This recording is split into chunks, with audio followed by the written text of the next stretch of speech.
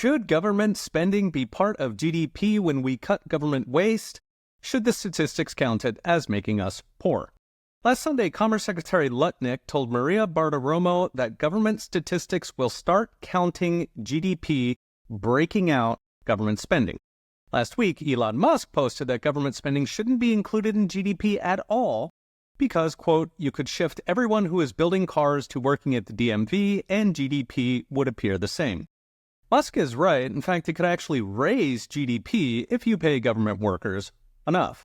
The reason is GDP counts output, the market price of a car, but for government, there is no output with a market price, so government statisticians just count their salary. That means you could close every car factory in America, give them government jobs looking out the window, and your GDP could actually go up, which is retarded. So in theory, GDP counts the value of all final goods and services produced in a country. Most people use this as a stand-in for prosperity.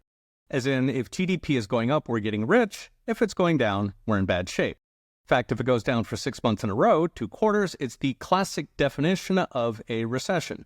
That's basically true for the private sector. Rising GDP means more production, which makes us rich. With the caveat, of course, that lots of valuable things are not in GDP because they're not priced, things like raising kids. But when it comes to the government, GDP falls apart. Not only because government counts spending, not output, but because even what government does produce is so bad. For example, public schools in Chicago spend $28,702 per student, a princely sum, yet just 22% of Chicago 11th graders are, quote, proficient at reading. Only 18% are proficient in math. So you could make a case that Chicago public school GDP isn't producing anything. In fact, it's subtracting. It's a machine for turning perfectly good kids into illiterates and perfectly good school buildings into day prisons. It gets worse because remember, every dollar government spends, it has to take first, meaning it's not production, it's redistribution, just like if a thief stole it. So theft creates wealth when government is keeping the score.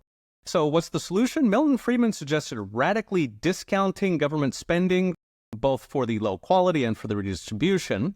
Murray Rothbard wanted to fully exclude government from GDP since it's coerced redistribution, or to count it negative by including the deadweight costs of the taxes, inflation, and debt it took to finance it.